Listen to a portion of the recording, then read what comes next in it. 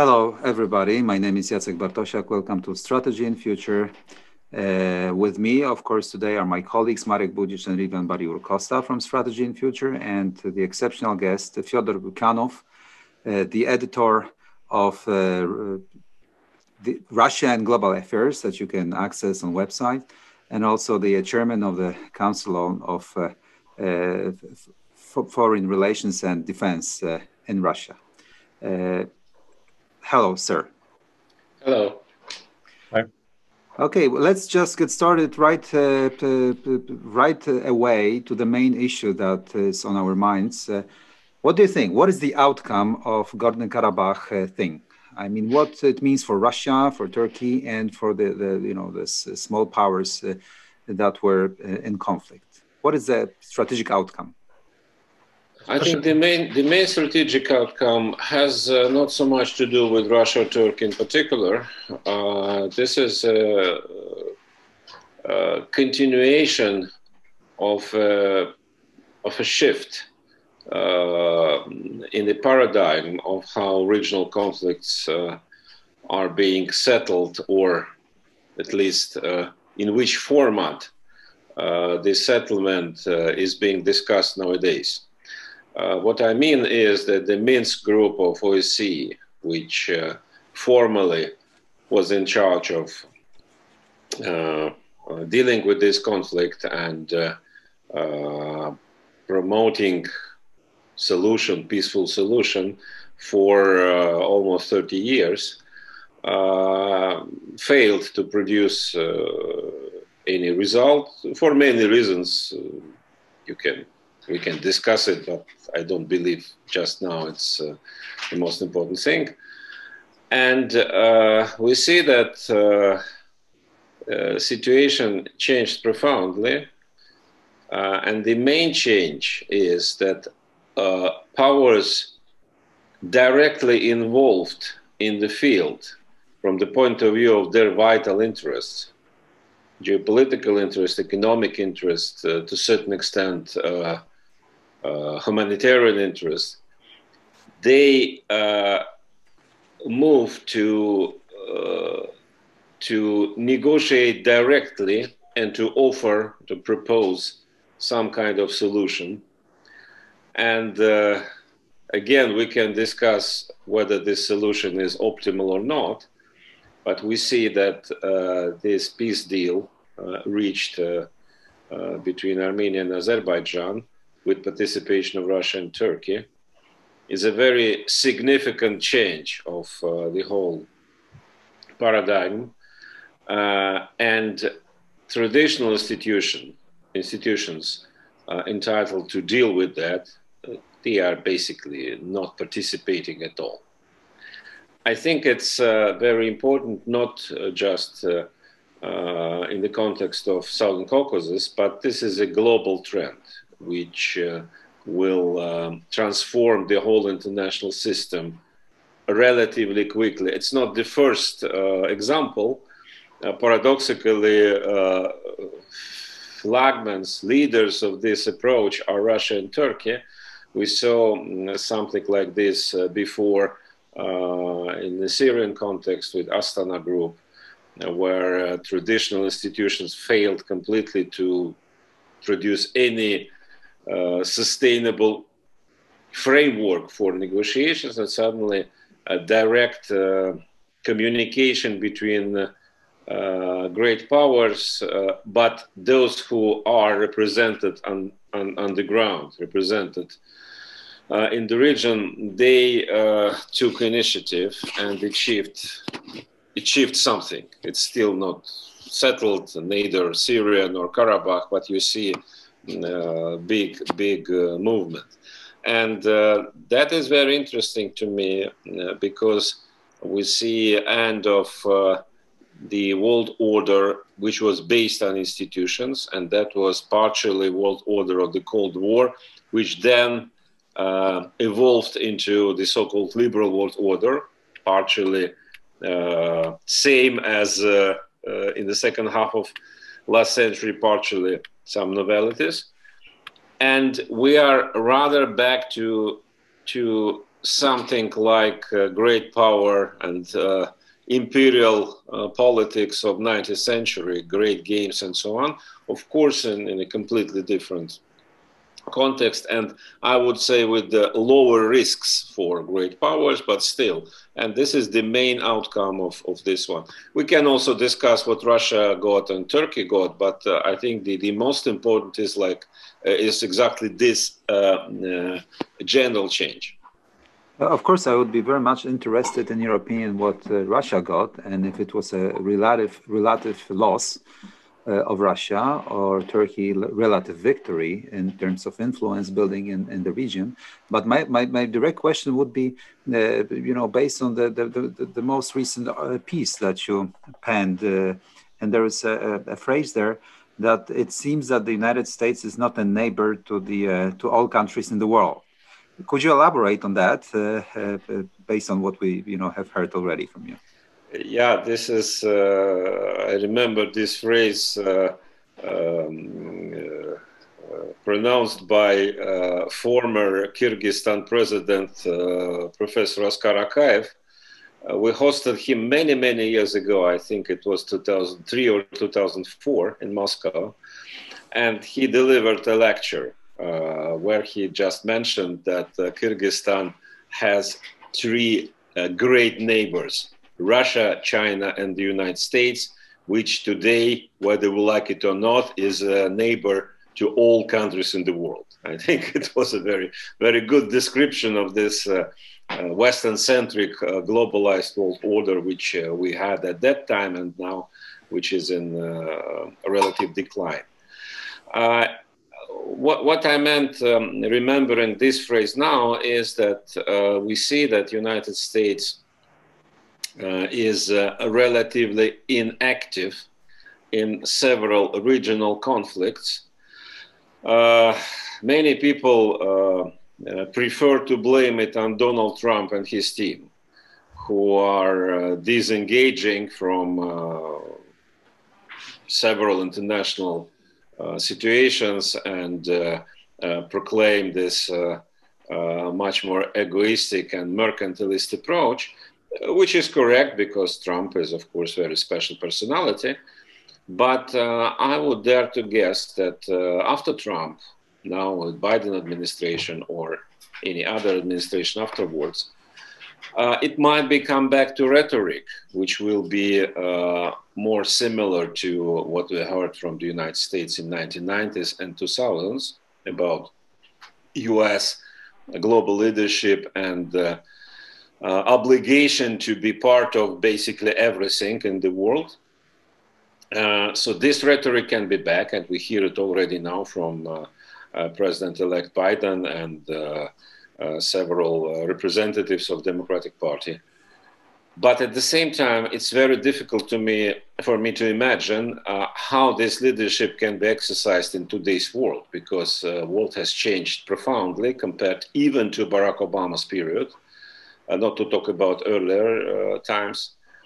And United States in reality will need to dedicate much more efforts and energy to domestic settlement. We see that domestic situation in the United States is pretty problematic, and Donald Trump actually fulfilled his historic mission, to put it in big words. He shifted America from this unlimited global responsibility towards much more selective approach. And I think, coming back to your question about neighbor of all countries in the world, United States will not be willing to serve in this role anymore, and of course will separate, will distinguish between different conflicts, which of them are really vital for the US interests, which probably not that much. So do I understand that properly, that as it is seen from Moscow, where you are sitting at the moment, the sort of a regime the order that we are just leaving behind, that was based on the US primacy or attempt of primacy, is shifting towards the, of course, multipolarity, but the balance of power, the sort of equilibrium pursuit, as it has always been. This is what you're trying to. Mm-hmm.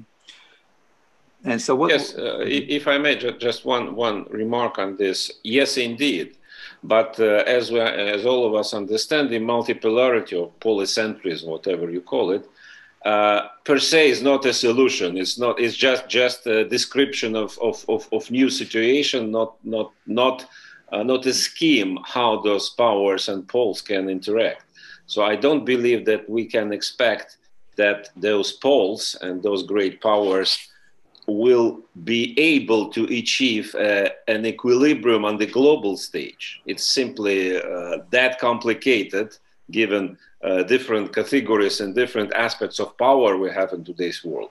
So it's impossible to just project European concept from 19th century onto the global stage in 21st century.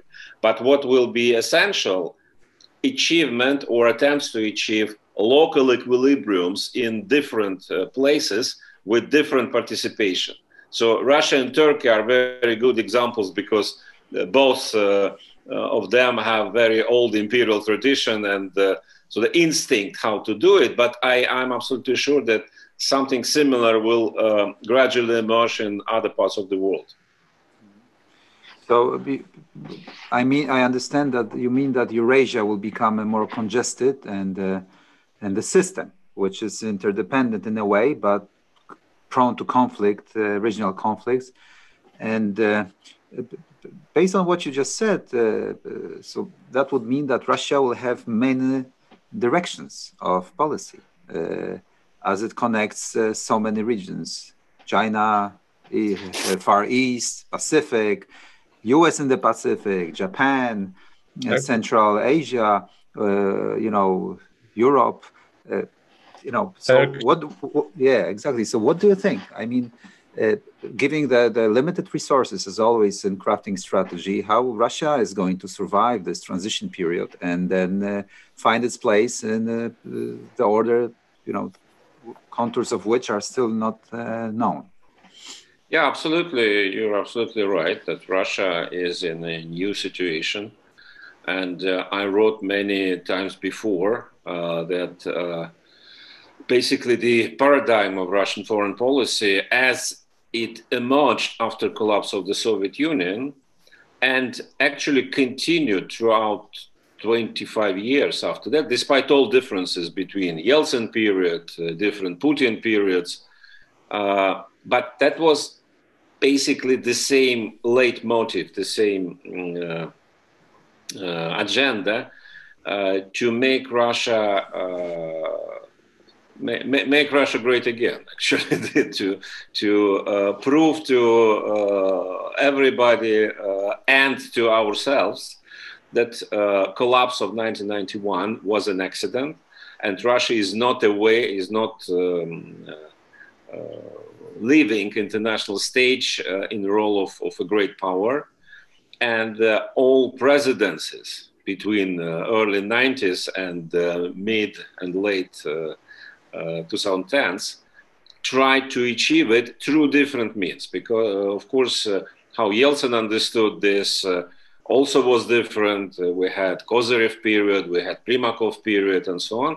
So Putin, say, 2003 and 2013, very different presidents, not to talk about recent period. But anyway, that was the main goal, to be back to the big table, international table, where decisions are being made. And this goal was basically achieved by mid this decade. We can argue about Ukraine and Syria, what was it, who was right, who was wrong, but in terms of influence, Russia, of course, restored a big part of international influence. Of course, not the influence the Soviet Union enjoyed, but that influence has passé forever. So there's no illusions about that. And now Russia entered a completely new stage, which is actually much more complicated, because as long as the driving force, the guideline was to compensate for collapse, and first of all, to demonstrate for the West that Russia was not destroyed as a great power in early 90s. So that was difficult, that was sometimes nasty, but it was quite clear aim. So now, as we are back to this table, where decisions are being made, we suddenly discovered that exactly at this point, the table started to collapse itself. And now it's the question, because in this polycentric or multipolar world, which officially was a desirable aim of Russian foreign policy since mid-90s, it's absolutely unclear how to position Russia. And as you rightly suggested, resources are now limited, especially given the fact that circumstances around are less and less predictable, and Russia, as anybody else in the world, has to be extremely careful what priorities to choose, what is vital, what is not vital. And in this regard, we are facing exactly the same problem as the United States, but of course at a much lower level. And coming back to your question, of course, this is the main dilemma and the main challenge, how to formulate the hierarchy of interests and priorities for Russia in Eurasia, given the fact that whatever we think, we have still now very intense discussions about relationship with China. Is China a real friend, or is China something else? But putting aside all this, as lyrics, China is the biggest, the most powerful and rising neighbor of Russian Federation.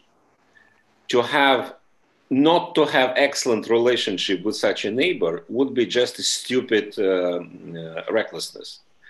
That's why even if we would imagine that Russian leadership, after Putin, for example, will change mind and believe that Russia should be more Western-oriented again, but the framework for this will be completely different. Russia will never afford again to be as Western-centric as it used to be for last, say, 200, 300 years. And as for resources, to conclude on this, yes, of course, but I must say that Russian Federation under Putin demonstrated quite a skillful ability to achieve relatively big goals without spending too much effort and too much money, too much resources. You see that this result in Nagorno-Karabakh, which is, of course, very nuanced, but basically you can see that in the current circumstances, Russia achieved some advances. That didn't cost anything, or almost anything. So it was a pretty cheap achievement. Same with Syria. Of course, Syria is a big enterprise, but compared to outcome, Russian presence in the Middle East and ability to speak to, for example, Saudi Arabia directly about oil prices, the costs were relatively low. Very interesting. So here comes China. I think, in our opinion, in our team, the most seminal question of our times. How is it seen in Moscow? Is the rise of China inevitable? Is China going to be the hegemon? Is US-China confrontation inevitable, given the history and the history records of the United States dealing with Eurasian powers, rising Eurasian powers? And how is Russia going to sort of make a deal or cooperate or cohabit with China, given the long border and the landlockedness, creating a sort of systemic competitions anyway, even despite the best intentions. How do you want to play this game? Simply put. To avoid, let me add something. To avoid a potential threat, openly described even in your periodic, for example, in the article of Mr. Lukin, that the discrepancies of the potential between Russia and China at the end of the road of the way will create that Russia will be brought as a junior partner of China, not a sovereign state, or mainly with not so sovereign as want to be. Do you see this threat, or is it maybe only in the discussion mood? Okay, it's an enormously huge issue, so we can dedicate hours to discuss that. I will try to be very concise. First of all, is Chinese rise seen as inevitable? Yes, it is. Is US-China confrontation seen as something which inevitably will happen? Yes, it is seen in this light. Objectively, it's not here. It's not about Eurasia, because China vis-a-vis United States is not about Eurasia. It's about a global presence. I wouldn't say dominance, because China, from my point of view, not necessarily aspires this dominance. But even if it aspires, it has no capacity to be a world hegemon, because Chinese lack the necessary element which Americans have. This is a cultural and ideological appeal. Americans, the West, could offer an idea which, rightly or wrongly, were adopted by the rest of the world and were seen as universal and universalist. Not in case of China. China is so much special culturally and historically that they cannot offer anything which will be adopted by Europeans or Americans or even Russians as a new framework. So in this regard, I don't believe that Chinese will be able to even aspire this global leadership. But no doubt that their rise will lead to quite a big, many tensions with the United States, just competition, but this competition consisting out of particular areas and cases, but those areas and cases will be numerous, and that will create this kind of global confrontation, which to a certain extent is more dangerous than the confrontation between Soviet Union and the United States during the Cold War, because that confrontation was very consistent and, holistic. So it was possible to formulate rules of confrontation, general rules of confrontation, and as we remember, those rules basically worked. We avoided war between Soviet Union and the United States. It will not be possible in China just because this confrontation is so much fragmented.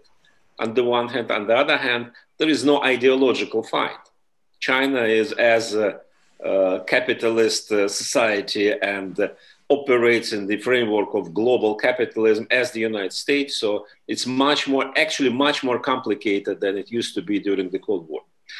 As for Russia, it's a long discussion. Of course, in Russia, we have plenty of views about China, starting from extremely negative to extremely positive. Extremely positive normally are very much encouraged by Chinese in different forms. But in between, you have very sober observations about both opportunities and risks of our relationship. you mentioned the possibility for Russia to become a junior partner. Without going into details, I would love to say just one thing. To have such a country as a junior partner, let's imagine that it will happen, that Russia will be put in the position of junior partner to China. But junior partner means that you need to interact with this partner, okay, from the position of supremacy, superiority, but still.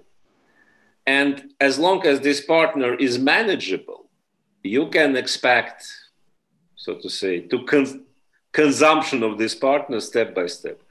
I don't believe that Russia, given its size, given its tradition, given its nuclear potential, is a junior partner which is manageable to anybody, including China, despite this proportion in economic development or demography, as you mentioned. So I don't believe that Chinese even can imagine the situation that they guide Russia. They think in different categories, first of all, and secondly, even if they want, but it's simply an undoable job for them. Another side of this is, of course, Russian perception. And here you have a lot of discussions whether there is a risk for Russia to not to lose sovereignty. Again, I don't believe it's possible, but to see the space for actions to narrow step by step through deeper interdependence with China. I think this risk is acknowledged and accepted by Russian political elite. And if you put aside official slogans and look at different practical moves, political, military, diplomatic, then you can see a much more nuanced picture that Russian Federation is trying by, besides strengthening by all means relationship with China, which I think is absolutely normal and natural to have good relationship with such a neighbor. But at the same time, there is, first of all, a strategy, at least an idea that China should be balanced by relationship with other countries, which are not necessarily anti-Chinese, but they which also want to have a balanced relationship with China. And Russian successes, Putin's successes in strengthening ties with India, Korea, even Japan, despite all differences, that was quite clear that he wanted to conduct this. Is it a guarantee? Of course not. But I think given the fact that Russian Federation traditionally, I mean, intellectual community and public opinion are extremely old-fashioned in political and geopolitical thinking, and this feeling of necessity to be a great power, disbelief in integration as a mean, something which is absolutely normal for contemporary Europe, to believe that integration is a solution. In Russia, I wouldn't say that we have this deep-rooted view. So I think that any signs that Russia is starting to slide into too much dependency on China will provoke quite a significant backlash. And if you talk to many people in our administration, or for example in Russian parliament, you will find much less favorable view on China than those we read in official statements. So it's a very complex phenomenon. So to cut the long story short, I think that I don't see a risk of Russia to become a junior partner to China. I see a risk that it might be quite tricky in years or maybe decades to come to build up and to maintain balanced relationship with China. And we can arrive to quite severe misunderstandings, to put it mildly, and conflicts.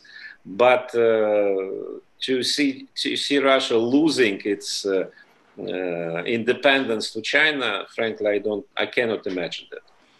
And building on your conclusion on that topic, if China rises, are the questions in Moscow raised that then the US and Russia rapprochement and the New Deal will be inevitable then, because the US traditionally did that in the past if it confronts a major Eurasian power? And the second question is there an expectation to maybe join hands with the European Union just to build a more balanced Eurasia, given the fact that China will be the main productivity place in Eurasia, and there will be a sort of a new equilibrium being sought?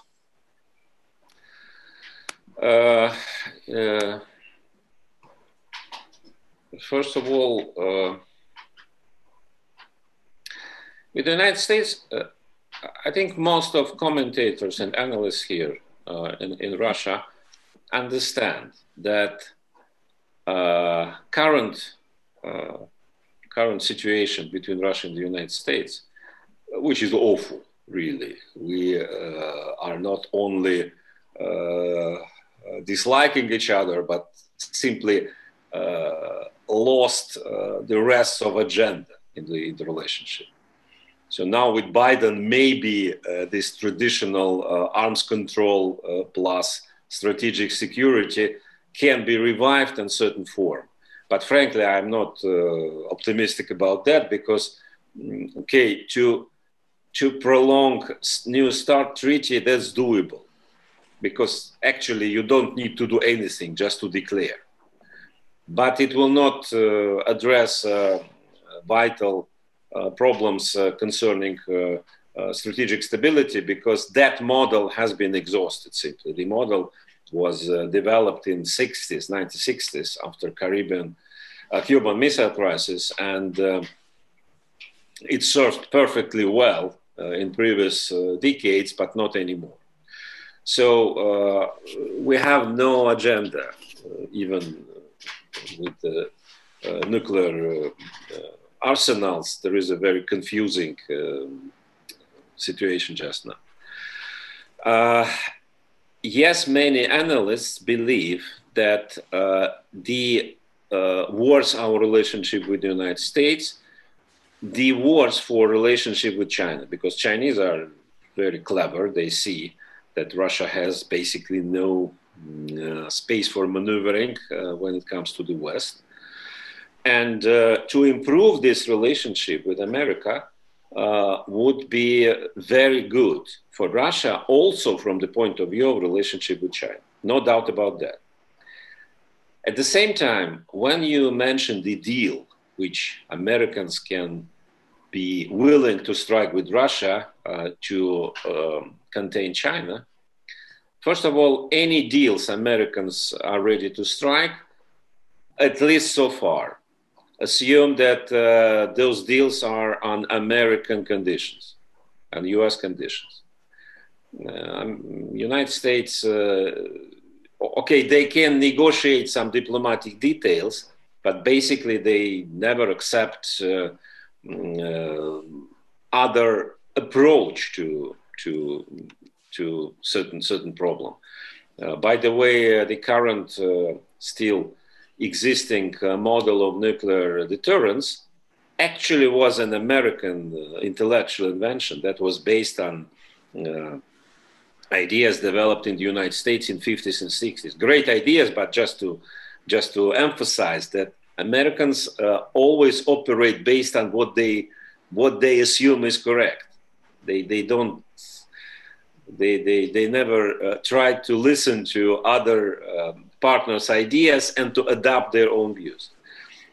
That's a general observation. In practical terms, in today's situation, when during Trump administration, anti-Russian sanctions were introduced on almost weekly basis, certainly monthly, but sometimes even weekly basis.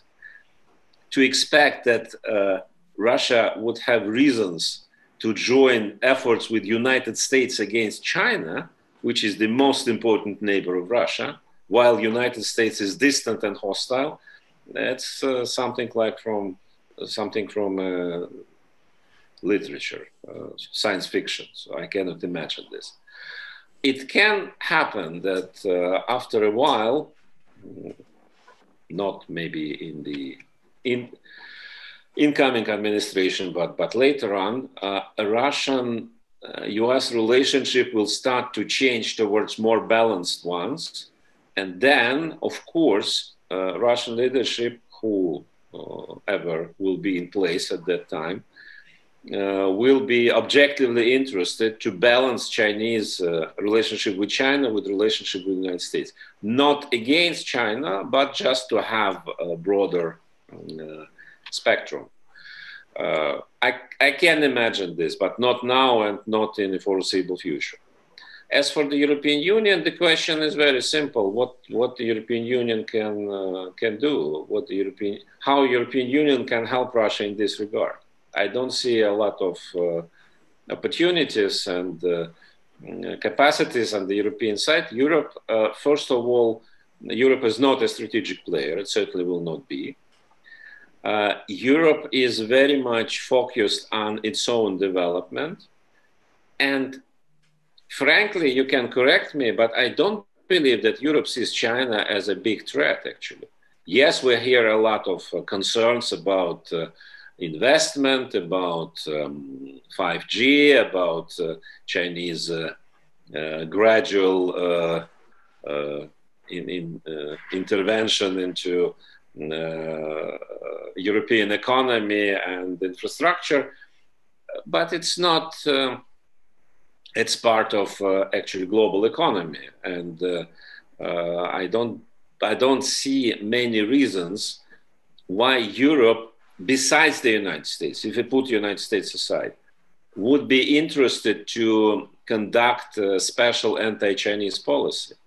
Rather the opposite, if not the American pressure or encouragement, Europe would rather, from my point of view, prefer to find ways how to benefit from relationship with China. And coming to Russian-European efforts, what can we do together to counter China? I don't see simply what particularly can be done. And Ridvan, if I may, the last question on my part, maybe my colleagues will have a few more questions. Again, based on developing what you have just said, so do you think it seems probable then that given that the Europeans don't have any strategic weight, they may be forced, if Trump policies is to stay and Biden will realize that he doesn't have a lot of place to maneuver and he needs to confront China and deglobalize the world economy, and that will lead to compartmentalization of the global affairs. Do you think that Europe then, as it was signaled recently by Germany, will follow the United States, and there will be two blocks, the transatlantic world, just ending somewhere on Polish eastern border, maybe, or somewhere here in the, what we call the intermarium in Poland, or against the continental bloc of Eurasia with China and Russia as main blocks, with huge landmass empire from Shanghai to the western Limitropes. Is it probable? No, I don't think so. I see the future rather in a different perspective. First of all, I don't believe in continental Russia-China bloc. I think Russia and China are two powers with such a deep-rooted tradition of strategic freedom and freedom of actions that they are very difficult to. It's very difficult to imagine them to build an alliance which would inevitably limit freedom of actions for both sides, because any alliance does it. This is the nature of alliance. You get some opportunities, but you sacrifice some of your freedom of actions. So I don't believe that there are people both in Russia and in China, in Moscow and in Beijing, who argue that we need to think about real alliance, and they give their own arguments for that, but I don't believe it will happen. Paradoxically, I don't believe in a transatlantic bloc either, because, okay, what will happen next month with nice President Biden restoring bridges with to European leaders. He already spoke to the most important ones. They celebrate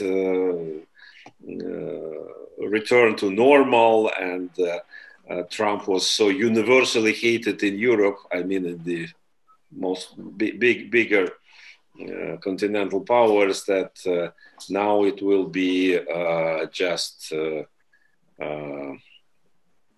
honeymoon with the new president. But first of all, you certainly remember, as myself, it resembles a little bit situation as we had 2008 when Obama won, and Bush was so much unpopular in Europe that Europeans welcomed passionately Obama as a person who would reinstore traditional ties, and he was so nice and he was so positive and so on. At the end of the day, we saw that rhetoric changed, of course, style changed, but US decoupling from, strategic decoupling from Europe because of a orientation towards other strategic areas like Asia, not just continued, but was accelerated under Obama. And basically what Trump did was a rather continuation of Obama policies, but in much ruder and more aggressive form. So that's quite interesting, because I think that we don't realize sometimes that US policy after the Cold War was divided into two periods. The first period, Clinton-Bush, despite hatred between them personally, but that was same direction, the globalist, interventionist, and so. Obama-Trump, who hate each other even more than Bush-Clinton, but they did basically same job about direction of development. So I don't believe that we can expect a re-emergence of deep and pure transatlantic mood for alliance, because even in case of much nicer US administration, it's quite difficult to formulate for what this alliance. Russia, sorry to say, but even with all due respect to Mr. Putin and the capacities of my country, Russia is unable to pose the threat to the West as Soviet Union did. And you see that neighboring countries, maybe like Poland or Lithuania or Romania, they are concerned. But continental powers, not to talk about countries like, I say, Portugal or whoever, Canada, they are not afraid of Russia, basically. So that means that Russia cannot serve as a universal unification point for NATO. China may be, but then the question whether Europe will be ready to completely rank with Americans against Chinese. I don't see the reasons why Europe should do it. So at the end of the day, coming back to your question, yes, no, I don't believe that it will be a new bipolarity, Eurasian bloc against transatlantic bloc. I'm afraid it will be much more complicated, because each country actually, I mean, okay, US-China rivalry is here to stay because it's objective. Two countries with the capacity to at least theoretically be a world hegemon. But all the others, they will rather try to find ways how not to lose opportunities offered by different situations. So because if Europe will totally rank with United States against China, it will lose a lot of economic and other opportunities for development. Same with Russia, same with anybody else. And I think that flexibility and opportunism will be much more demanded in the world of tomorrow, rather than come back to alliances like before. I simply don't believe that NATO, for example, which was seen for quite a long time as a model for relationship and alliances, NATO will not survive the end of the Cold War and post-Cold War time. Gentlemen. Yes. Ridvan, okay. So I have a question regarding your writing that in Eurasia is happening some kind of belt of instability. So in Kyrgyzstan, in South Caucasus and Belarus. So how you describe and how Russia feels threatened because of these events? Now, Ridvan, may I add something? Yes, sure. A few days ago, Mr. Bardachov wrote in the website of Valdai Discussion Club an article in which he used this, he wrote that paradoxically, the situation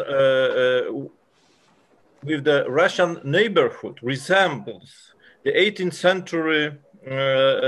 century situation where Russia have two regional rivals, Turkey and Poland.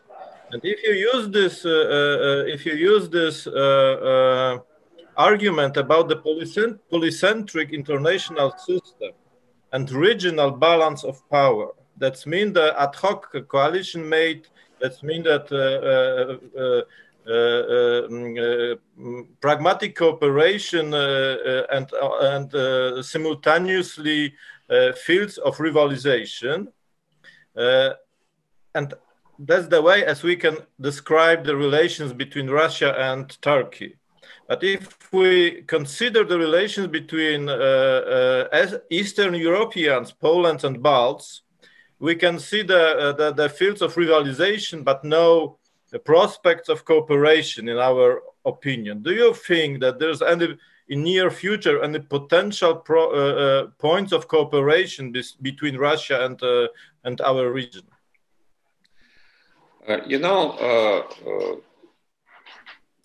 You see a difference between Eastern Europe or Poland in particular and Turkey. Turkey operates as if it's totally independent and is not part of any blocs or alliances.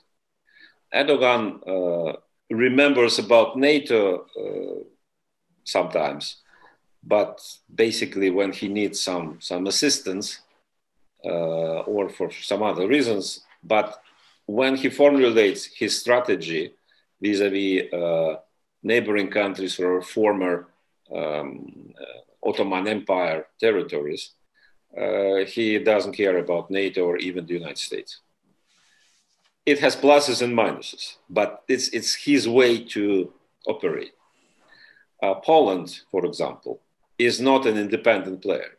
Poland is part of the European Union and NATO, and I cannot imagine, to a certain degree, yes. For example, European Union at large is rather disinterested in Belarus, while Poland and Lithuania are pretty interested for obvious historical and geographical reasons. But Poland has no capacity to act independently. And that means that any cooperation, if you compare it with Turkey, Russia-Turkey, then any cooperation is not possible, because in Russian-Turkish relationship, the main thing is that if they meet Putin, Erdogan, or Shoigu, whoever, how is the name of Turkish, they argue, they might have deep disagreements, but finally they agree on something and they do it. It's impossible to do with Poland. It's impossible to do with Baltic states or even with Germany, despite the fact that Germany is very influential. And this is, that means that countries in Europe, their ability to operate vis-à-vis Russia is limited by membership in the European Union and NATO. To a certain extent that helps, because Poland, for example, Baltic states, they enjoy guarantees. But if they want to have more fruitful and flexible relationship with Russia, it's impossible without taking into account and dragging in all other member states, and then you have completely different situation.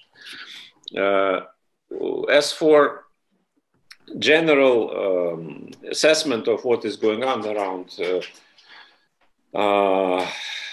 the perimeter of Russian borders, I think that the post-Soviet area has entered a completely new stage when countries which emerged 1991 only because Soviet Union collapsed, they were recognized as independent sovereign states by default because Soviet Union collapsed and they emerged in the borders as they were drawn in the Soviet Union.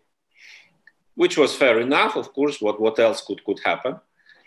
But now, 30 years after many periods of different situations and troubles and zigzags, now they arrived, all of them, I think, in different way, but all of them, they arrived to the point that they have to prove their sustainability and their, to put it very incorrectly politically, their right to be sovereign independent states and to survive by their own. And you see that all of them are facing big troubles of different kind. So in Kyrgyzstan, you see that the natural and traditional way of change power there is now the uprising. I wouldn't say popular uprising because those uprisings are very much tribal. So in Armenia, you see the complete collapse of the whole universe, actually, because it's not about Karabakh. It's about what Armenia is and how Armenia will develop in the future, and so on. So, of course, the Belarus, another example that the Lukashenko era is clearly over, but no one knows how to deal with this. And I think that in this regard, yeah, and the most important is that those countries arrived to this point at the moment when both Russia and Europe are so much occupied with their own problems that they certainly are not ready, able, and interested to pay the attention they used to pay, say, 5, 7, or 15 years ago to all those territories, which consider themselves as being so important trophies for outside grants, big powers, that they believed they can live and survive and sustain based on using this competition. Sadly, this competition did not disappear, but it's much lower. And in case of Russia, I think there is a profound revaluation coming when Russian leaders gradually will try to establish the hierarchy of interest on the post-Soviet area with the based on the idea who is essential, who is vital, who is not. And I think it's an absolutely new era, because before that we considered by default considered the post-Soviet era as something which should be kept under Russian influence. Now, I guess, maybe I'm wrong, but I guess that we are moving towards the situation when some areas will still be seen as vitally important, some other maybe not. Let them do what they want, and let's see whether they will manage. Okay, gentlemen, I extended my period of questions, and we have in this way in the process extended the agreed time frame. So we will conclude. Thank you very much for the conversation.